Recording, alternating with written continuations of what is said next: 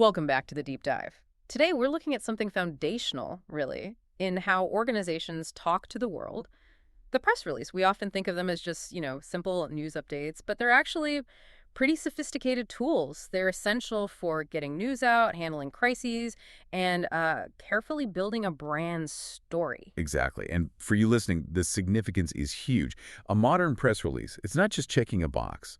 It's a really versatile strategic thing. It can drive media coverage, seriously boost your search engine visibility, and it lets organizations talk directly to their audience, bypassing those traditional media filters sometimes. The whole history of the PR shows this amazing shift, right? From just a defensive tool for bad news to being absolutely vital in modern digital marketing. Okay, let's unpack that. So our mission today is to trace that whole journey from its surprising start in print, like actually delivered by hand, all the way to now, with multimedia releases built for search engines. And I think to really get its power, we have to go back to the very beginning, the moment it was invented. And this is where it gets really interesting for me, because the modern press release wasn't like created for some big product launch. No, it came out of a disaster. We're talking October 1906. There was this Pennsylvania Railroad train. It derailed violently near Atlantic City. Over 50 people died. Yeah, a terrible tragedy. And that crisis, it was absolutely massive. And it basically became the birthplace for modern PR as we know it. The railroad had a PR rep, Ivy Lee. And he made a decision that was, well, pretty radical for that time. Back then, the usual playbook was secrecy, denial, or trying to spin the story, blame something else. Lee chose transparency. Transparency in 1906. That sounds, well, it goes against everything we kind of assume about corporations back then. It really did. Lee figured correctly that secrecy just breeds suspicion unless rumors run wild. So his revolutionary move was simple. Give journalists accurate facts quickly. He sent out the straightforward statement signed by the company directly to the newspapers. Wow. And that basic structure, that's essentially the blueprint we still use today, which is just fascinating. So beyond just being honest, what was it about the structure of Lee's statement that was so groundbreaking? Well, he set up a format that journalists could immediately recognize and use. He pioneered 4 key things that are still standard. 1, a clear, factual headline summing things up. 2, accurate details about what happened. 3, direct quotes from company officials to give it that official stamp. And 4, critically, contact information so reporters could follow up. Ah, okay, so it served 2 purposes at once, didn't it? It gave journalists ready-made content, saved them time, but it also let the railroad shape that initial story through being upfront and honest. Precisely. That foundation controlling the narrative through transparency, it dictates so much of crisis communication strategy even now. Right. Okay, so let's jump forward a bit through the 20th century. The basic format's there, but getting it out, that sounds like a real nightmare. The logistics must have been intense. You're talking typewriters, right? Making carbon copies, hoping they lined up, then physically mailing them or hand-delivering them, telegraph, maybe later fax machines. Ugh. Oh, it was a serious grind, a huge amount of labor. And you couldn't just blast it out yourself, not easily. You had these big players, the wire services AP, UPI acting as crucial gatekeepers. They were the middlemen. They took releases they deemed newsworthy and sent them out to their huge networks of newspapers and radio stations. And because of that, the tone had to be spot on. Factual, no fluff, objective. It needed to sound like real news. Wait, let me just jump in there. If the tone had to be like journalism, does that mean the old press release was basically designed to look like a news story? Exactly. It was almost like prepackaged news. The idea was it could be published with very little editing. It was all about serving the journalist's immediate needs. Okay, but then, late 20th century, the game changer arrives. The internet. Suddenly all those physical bottlenecks just vanish. What used to take days, maybe weeks, to land in a newsroom, now it's there in seconds. Email. Poof. No more printing, no postage. And that didn't just speed things up, it fundamentally democratized the whole flow of information. Online press releases became instantly searchable, permanent archives. All of a sudden, a small tech startup could use the same distribution channels as, say, General Motors. Plus, companies could post releases directly on their own websites, so the public could read them directly without waiting for the media. And organizations got total 247 control over when they released news. Okay, so the delivery method totally changes. The structure must have had to adapt too, right? Let's look at the anatomy of a modern searchable PR. It still keeps that standard format journalists expect, yeah. Starting with the headline, which now needs to be really compelling, grab attention, and summarize everything in maybe 10, 15 words. Absolutely. And right after that headline comes the lead paragraph. This is critical.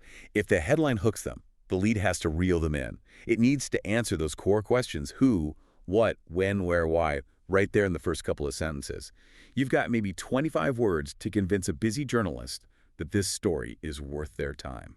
And that reinforces that classic inverted pyramid style, doesn't it? It does, yes. The inverted pyramid is still vital, especially online where people scan. You put the most important newsworthy stuff right at the top. Then supporting details follow, in decreasing order of importance. It means an editor, if they're tight on space, can literally cut the story from the bottom up without losing the essential facts. It's efficient. Okay, makes sense. Then below the lead, you've got the body copy expanding on the story. That's where you put quotes from key people, right? Add some data. Exactly. Quotes add credibility and a human voice. Data provides evidence. And what about that little paragraph at the end, the boilerplate? It seems kind of standard, but why is it still important? The boilerplate. It's actually quite strategic, especially now. It's that standard bit about the company, who they are, what they do. It serves three main functions. One, consistent branding on every single release. Two, it provides immediate context, which can be legally important, especially for public companies. And three, it's really crucial for SEO. It gives search engines consistent, keyword-rich text about your organization every time you publish. The SEO connection. That makes a lot of sense. Okay, moving fully into digital. Just text isn't always enough anymore, is it? Yeah. This is where multimedia comes in, images, video, infographics. How much does that really change the game for a press release? Oh, massively. It turns a flat announcement into something dynamic, a real story. And crucially, you're giving journalists ready-to-use visuals. That dramatically boosts the chance they'll cover your story. Plus, it just helps people understand and remember the information better. And the data on this is pretty stark, isn't it? I've seen stats like press releases with relevant images get something like 94% more views than text-only ones. That's right. It's a huge difference. And retention, people remember, 80% of what they see versus only 20% of what they read? Exactly. Think about big launches, like, say, Tesla unveiling the new car. They don't just send text. They embed slick videos, detailed photos, maybe interactive graphics. They're basically handing journalists a ready-made multimedia package. Yeah. It makes their job easy, tells a better story. Okay, so visuals are key. And that need for visibility leads us straight into search engine optimization, SEO. If you're putting this stuff online, you need people, journalists, customers, whoever, to find it through search. So what are the absolute must-haves for SEO in a modern press release? You mentioned three core things. Yes, three main pillars. First, keyword optimization. You need to naturally weave relevant keywords into your headline, your subheadings, the main body text. This tells search engines what your news is actually about. It needs to feel natural, though, not stuffed. Second, metadata. This is the behind-the-scenes stuff. Crafting a good meta description, that little summary that shows up in search results, and a concise title tag, ideally under 60 characters. Both need keywords too. Okay, keywords and metadata. What's the third? Link building. This is where PR really connects with technical SEO strategy. You need to include links within the release, internal links pointing back to relevant pages on your own website, and maybe external links to credible sources, if appropriate. For search engines, links from press releases distributed on reputable platforms signal authority and relevance for your website. It's really valuable. Got it. So we've built this optimized multimedia digital asset. Where are companies actually using these things today? Obviously product launches, but what else? Oh, all sorts. Big corporate announcements, think mergers, acquisitions, executive changes where the exact wording needs to be precise and legally sound. And going right back to Ivy Lee, crisis communication. When something goes wrong, like a data breach, a well-crafted, fast press release is vital for transparency and taking control of the narrative. In event promotion too, right? Getting the word out about conferences or webinars. Definitely. And even with this 2047 digital world, when you send it, still matters strategically. Wait, really? I might have thought with everything online, the exact timing isn't as critical. Why does it still matter? Are wire services still that dominant? It's less about the wire services now and more about the journalist's workflow. You're not just publishing. You want your release to land in their inbox when they're actually looking for stories, not when they're swamped. So the general wisdom is Tuesday through Thursday, mid-morning to early afternoon, say 10 a.m. to 2 p.m. local time. You avoid the Monday morning pileup and the Friday afternoon wind down. Okay, that makes sense. It's about hitting the sweet spot in their week. So beyond timing, what are those absolute bedrock best practices we need to keep hammering home? Clarity. Always clarity. Cut the jargon, speak plainly. We talked about keeping the headline tight under 10 words if possible. And that lead paragraph, absolutely critical, answering the 5 W's in under, say, 25 words. And Fundamentally, is it actually news? You have to be honest with yourself. Is it timely? Is it relevant? Does it have credible sources? If it's just marketing fluff, don't waste journalists' time sending it as a press release. Good point. And all this digital strategy and optimization leads to something impossible in the old days. Data. Measuring the impact. It's not just counting newspaper clippings anymore, is it? Not at all. Now you can track everything. Yeah. Concrete metrics. How many media outlets picked up the story? Did website traffic spike after the release went out? How many times was it shared on social media? And you can go deeper. Click-through rates on the links in your release, how long people spent reading it online, did it lead to signups or downloads? And the really powerful thing about that data is you can adjust on the fly, right? You can see what's working, what's not, maybe which headlines resonate. That was unthinkable back when you just mailed things out. Exactly. Real-time feedback. You can see which regions engage most, maybe even which specific journalists open the email. It allows for a much smarter strategy. So wrapping this up, we've really traced quite an arc.